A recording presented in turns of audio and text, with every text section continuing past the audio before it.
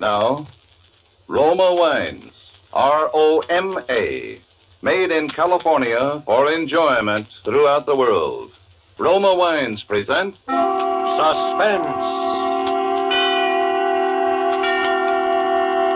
Tonight, Roma Wines bring you Mr. Joseph Cotton as star of The Pasteboard Box, a suspense play produced, edited, and directed for Roma Wines by William Spear.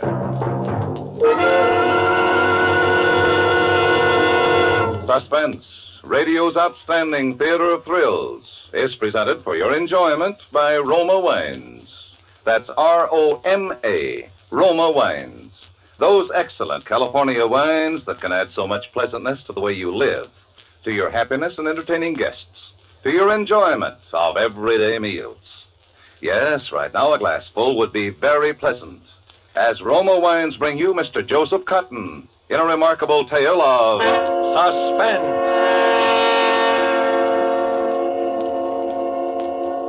Save it, Walter. Taking all of that I can. I'm through, you understand? Through.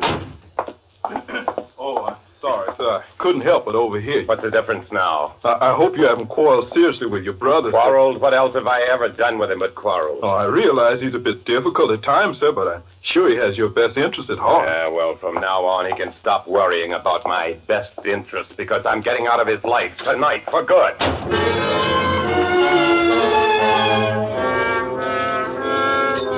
Grabbed my hat and coat and rushed out of the house looking wild-eyed and distracted. I caught a taxi right in front of the door and told him to go to the 23rd Street ferry. On the ferry, I stood by the stern rail. I walked up and down, puffing hard on a cigarette, looking out into the fog and acting nervous and jumpy. I leaned against the rail and bowed my head down on my arms. 2 or 3 people standing around out there began to look at me. Then, when we were about a third of the way out in the stream, I took off my coat, had my name and address written with indelible ink on the label, and my hat that had my initials stamped in gold on the sweatband, and laid them down on the deck, and climbed up on the rail, and jumped.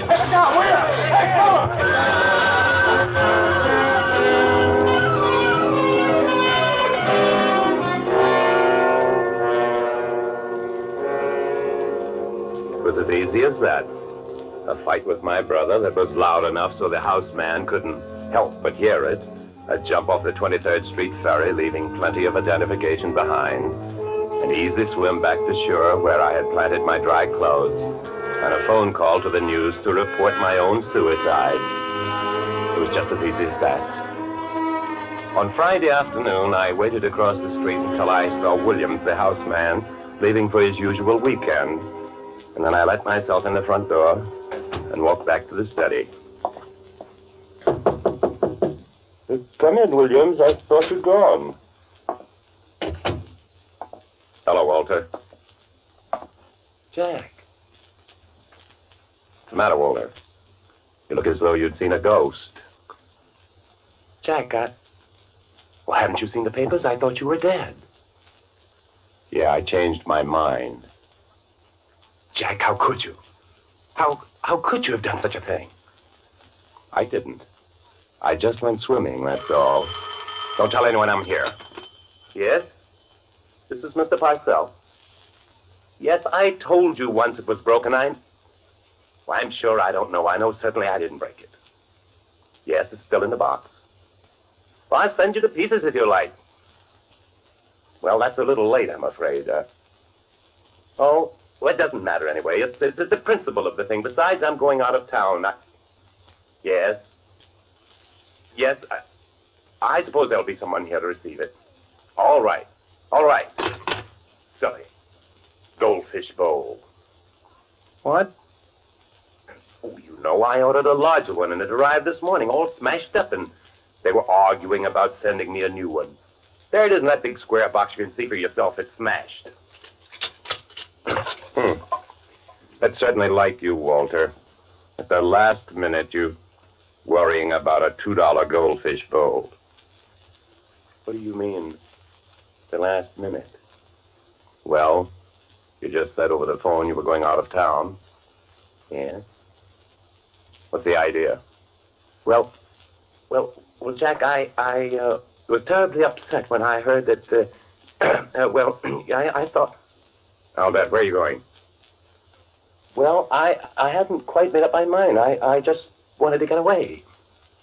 Taking quite a lot of luggage for just a little trip out of town, aren't you, Walter? Clearing the papers out of your desk, too, huh? Well, I simply thought I could get a little work done while I was away. Or were you thinking of staying away for a while because somebody might ask questions about why I jumped in the river and the answers might make you look like a heel? Why, of course not. Such an idea never entered my head. You always were, Yellow. You'd run away from anything. Jack, that's quite enough. That's right. Those are the truest words you ever spoke. And I wouldn't bother about packing luggage anymore if I were you. What? Why not? Because where you're going, you won't need any luggage. What do you mean? This is what I mean. Jack! Don't, you're choking. You're choking.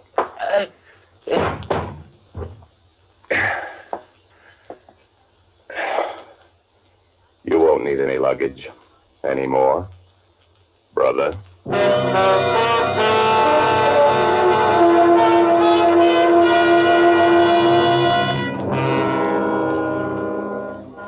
It's like Cain felt about Abel, I suppose. There he was, lying on the floor, looking as though it was me lying there, only it wasn't. It was him, and I was glad. It's a funny thing about twins, being one yourself. You notice them more than most people would. And all the twins I'd ever known had got along good. Extra good. But not me and Walter. I hated him ever since I could remember. I hated him because the old man was about the only one who could tell us apart. And it was Walter he always called to him, not me. I hated him for what he got and what I didn't. I hated him because he was always good and I was bad. I hated him because the old man left everything he had to him, and it wasn't hay either. And because I couldn't do anything about it on account of that forgery rap I'd taken. And I hated him for the way he'd taken care of me since I got out of jail and thrown it in my face every chance he got. I hated him for all those things and a lot more. And I was dead. And I'd killed him. And I was glad. You don't believe me? Brother, I felt great. I went over to the mirror and combed my hair over to the left side like his, and I locked the study door and went upstairs to the bathroom and shaved off my mustache. He was clean shaven.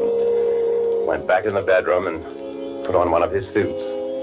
And when I got through and stood in front of the big full-length bedroom mirror, I looked the spit-in image of him. No one in the world could have told that I wasn't Walter Parcell. In fact, I was Walter Parcell. I went back to the study. All I had to do now was dispose of the evidence. But first, I couldn't resist looking around. It was mine now. All mine. Those stupid fish he had all over the place in glass tanks, the books he never read, and all the rest of it. In his desk was a list of all the bonds and securities and the number of his safe deposit box and the combination to the safe and the bank book, all nice and neat. And on the desk was a picture of Helen Winters, the little vixen he was engaged to. And I made a mental note that I'd at least have to call her before I left town. It looked funny if I didn't. I might even do more than call her. Well, it was no use stalling any longer. It had to be done. I got the body over my shoulder and carried it upstairs and put it in the bathtub. I locked the bathroom door from the inside. Then I got to work.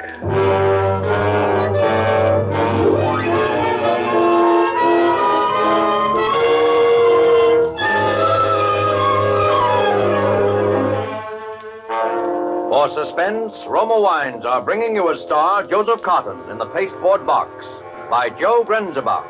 Roma Wines' presentation tonight in radio's outstanding theater of thrills, Suspense.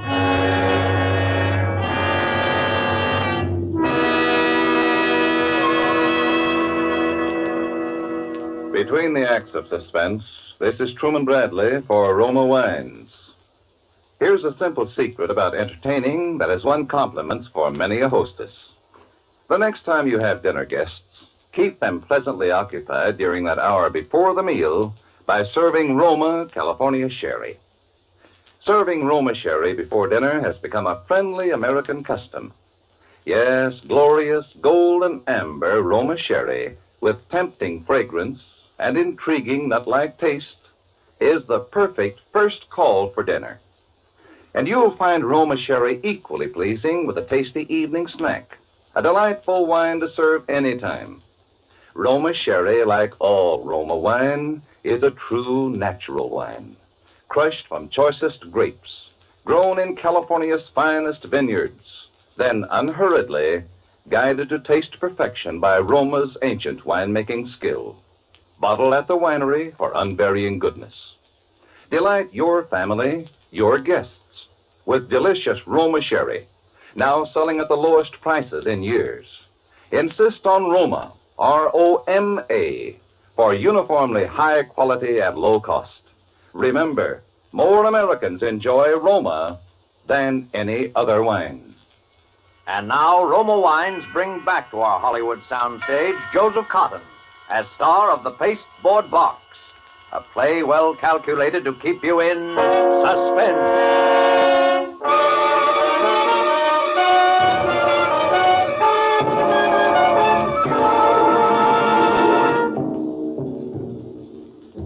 It was early morning before I was able to leave the house. I walked to the nearest subway with a suitcase, a heavy suitcase, because it was also weighted down inside with old furnace grates and sash weights. I got off the subway at Dyckman Street and took the Dyckman Street ferry to Jersey. About halfway across, the suitcase that I had on the rail, as though it was something to lean on, just sort of slipped out of my hands into the river. I looked mad and then foolish, and the people that saw it snickered behind their hands. Well, that was that. About an hour later, the same thing happened on a 42nd Street ferry, and the mortal remains of Walter Parcell were gone. All but his head. At first, I hadn't known what to do with that head. It wouldn't fit into either of the suitcases, no matter what I did.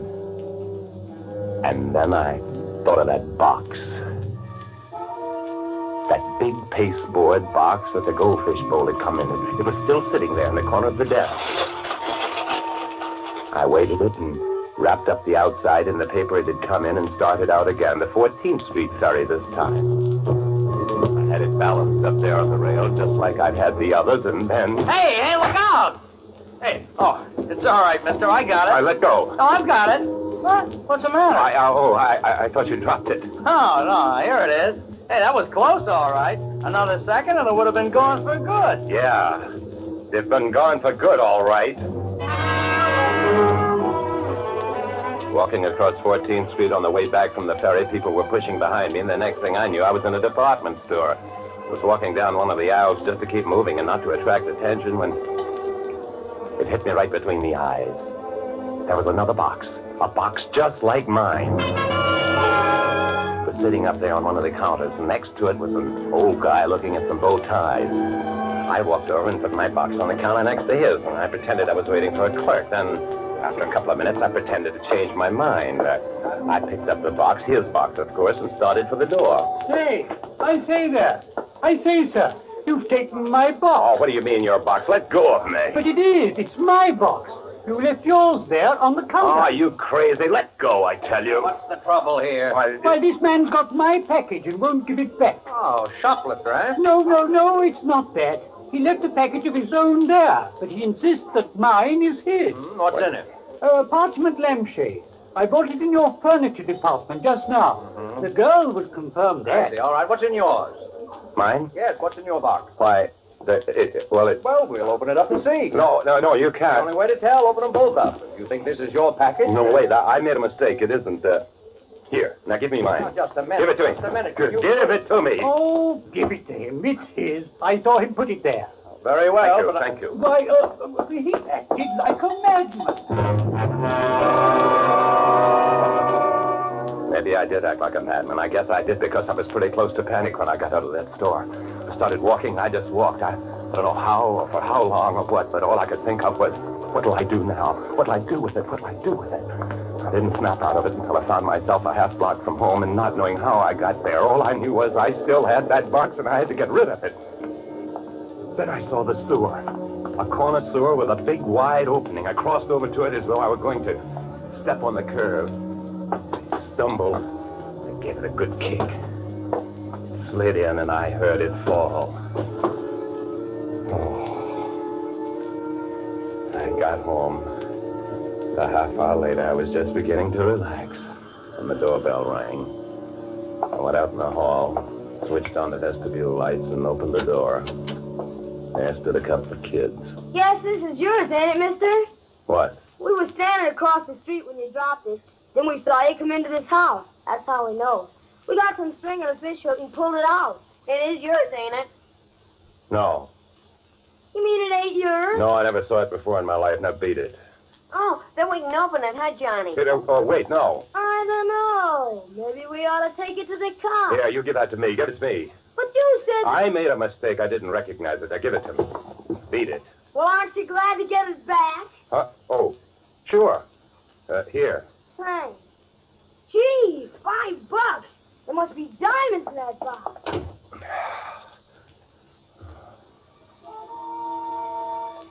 It was back. The kids were hardly down the steps before I was out the house without a hat, a coat, or anything, running toward 2nd Avenue. I didn't care who saw me now. Didn't dare stop for a taxi. I had to keep running. I couldn't stop for a second. I kept on running up 2nd Avenue to 59th Street, going out onto the bridge. I was still running, and I didn't stop until I got nearly to the middle. And then I threw it. Out over the railing as far as I could. I watched it arc down and saw the plate splash in the darkness as it hit the water and a couple of 100 feet below. It was gone. No matter what, it was gone. Somehow I got home. But it was daylight before I could get myself to sleep.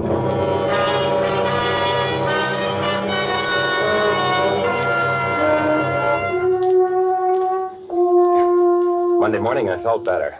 Got up fairly early and went down to study and make my plans. Seeing the picture of Helen Winters on the disc reminded me I ought to call her. If Walter left town without even calling the girl he was supposed to marry, it would look so good.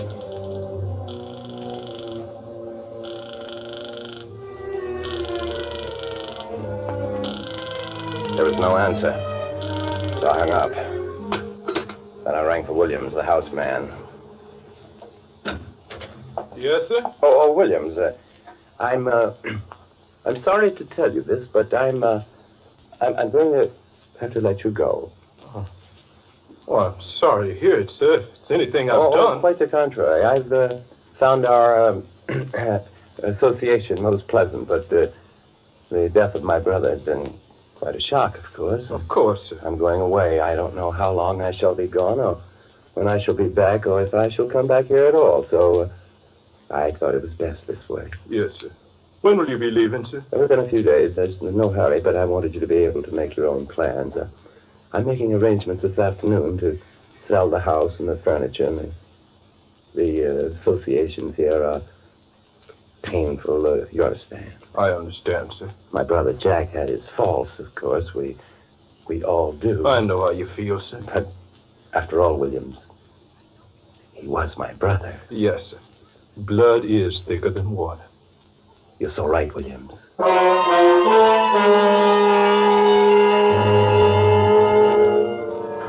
That first performance left me feeling pretty satisfied. The next one wasn't so easy. But for things to look right, it had to be done. So after breakfast, I went down to police headquarters. Well, what can we do for you, Mr. Parcell? Why, I'm going away for a while, and I wondered if you had recovered my poor brother's... His body? Yes. No, I'm sorry. We haven't, Mr. Parcell. Oh, I see. Now, while you're here, though, there is something you might look at for us. Very well. This way, please. It's just a routine matter of identification, but we like to have these things on the record. You know. Of course. Something you found? Yeah, that's right. Fished it out of the East River this morning. The East River? That's right. The East River. For a minute, I just stopped breathing. because it wasn't in the East River that I jumped off the ferry. That was on the other side of the island. The East River was where I'd thrown it. And then I was all right again because I saw what he had. A pair of trousers. Mine. You recognize these, Mr. Parcell? Oh, yes. Those are the trousers my brother wore the night he died. Uh-huh. Probably kicked him off and tried to swim to shore. Yeah, well, thanks, Mr. Parcell. That's all we need. Very well, but you said the East River, and it was the North River where poor Jack... Oh, carried down by the current and around by the tide. Caught in the propeller of a ship, maybe. Funny things happen in the waters around this island, Mr. Parcell. Yes. Yes, I imagine they do.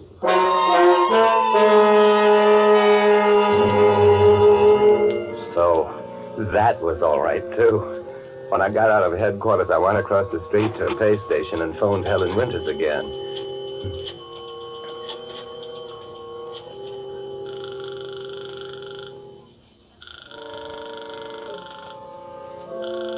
There was no answer. I hung up. Then I went uptown to the bank, Walter's Bank. I'd never been in it before in my life, and I'd been wondering how I'd know who to be chummy to, but I needn't have worried about that. Well, good morning, Mr. Parcell. Good morning. We were all terribly sorry to hear of your bereavement, Mr. Parcell. Yes, thank you. As a matter of fact, that's what brings me here. I see. Something about the estate? Oh, no, but I shall want to get into my safe deposit box. Why, certainly, Mr. Parcell. Thank you. By the way, do you happen to know what my cash balance is? Just roughly. Roughly between 32 and 33,000. I'll want 5,000 in cash. I'll make out a counter check. You can forward the rest when I've made banking connections in Mexico. Oh, Mexico? What, do you expect to be in Mexico for any length of time? Oh, yes, for quite a length of time. Oh. Shall we go down to the vault, sir? Oh, yes, by all means.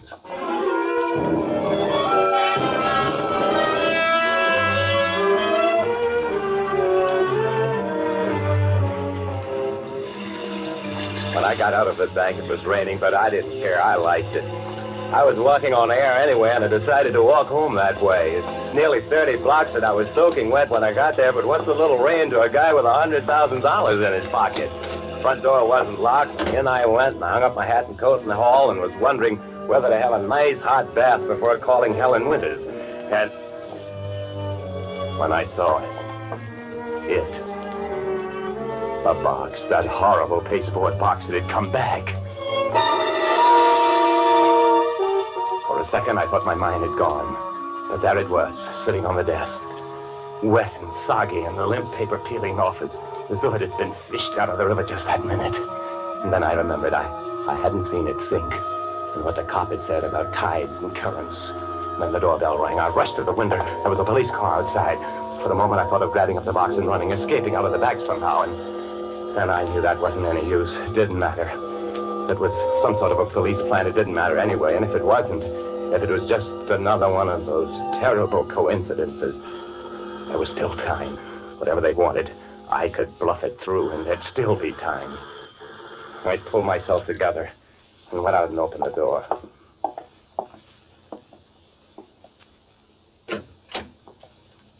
Yes? We're from headquarters. Yes. You're Walter Parcell?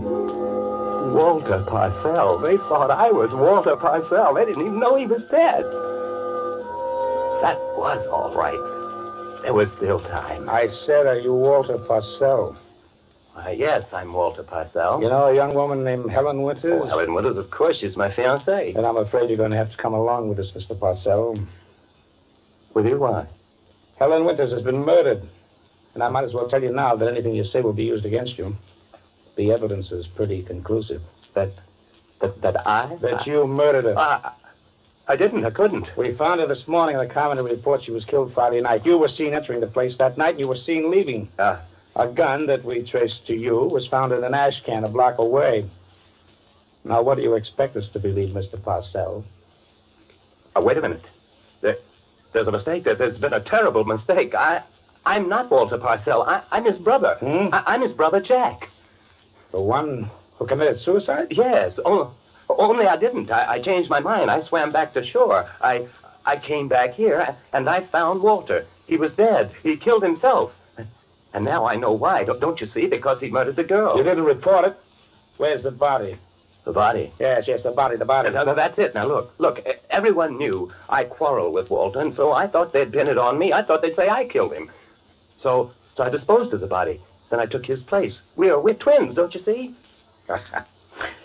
Mr. Parcell, I've been in this business a long time, and I've heard some beauties. But I never had a man ask me to believe one like that. It's true. I swear it's true. All right, then where's the body? I threw it in the river with the weight. I thought so. Come on. Now, wait a minute. Come on. I can prove it. I can prove it. Yeah, how? Because I've still got his head. His head? That would prove it, wouldn't it? Or wouldn't it? It certainly would. Come on. I'll show you. Here in that box, see? I'd open it. Sure. I threw it in the river, and it got back here somehow. It's still wet, see? That doesn't look like anybody's head to me, Mr. Parcell. To me, it looks like just an ordinary goldfish bowl.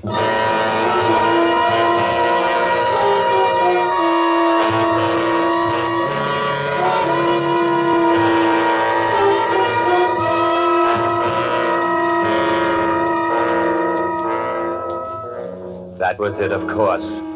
The goldfish bowl he'd been arguing about on the telephone when I came back and found him packing up, running away, because he'd murdered his girlfriend. So, I don't know where Walter is now in those swirling tides and currents, but I know one thing. Wherever he is, he must be laughing his head off.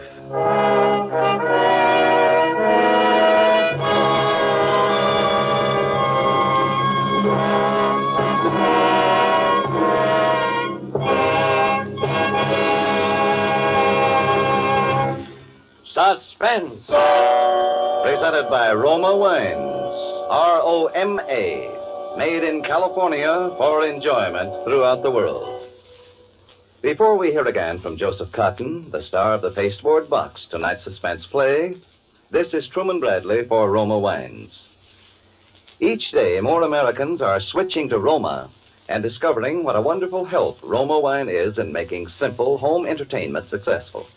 The reason? Taste. Superb taste for only pennies a glass.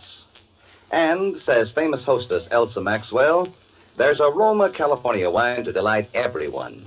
Rich, ruby red Roma port, mellow, nut-like Roma sherry, smooth, golden Roma muscatel, and flame-bright Roma Tokay. I give my guests their choice and share with them Roma's goodness. Each of these fine Roma wines may be served with cake, fruit, nuts, or other tasty snacks when guests drop in. Many prefer these wines with dessert. You'll find them delightful anytime. Get Roma wine tomorrow. You'll be amazed how little such taste luxury costs. For Roma wine, famed for uniformly fine quality, is now selling at the lowest prices in years.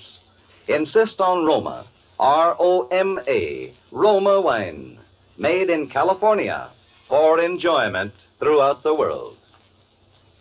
This is Joseph Cotton.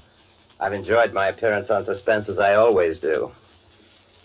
Next Thursday, a unique actress whom all of us here in Hollywood love and admire, as you do, will be the leading lady on Suspense, Dame May Whitty.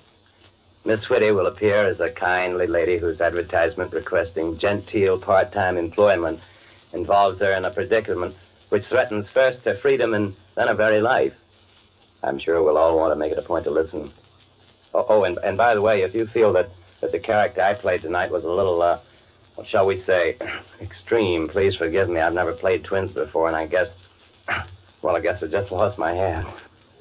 Joseph Cotton appeared through the courtesy of David O. Selznick, in whose production Duel in the Sun he will soon be seen. Next Thursday, same time, Roma Wines will bring you Dame May Whitty as star of Suspense, radio's outstanding theater of thrills. Produced by William Spear for the Roma Wine Company of Fresno, California.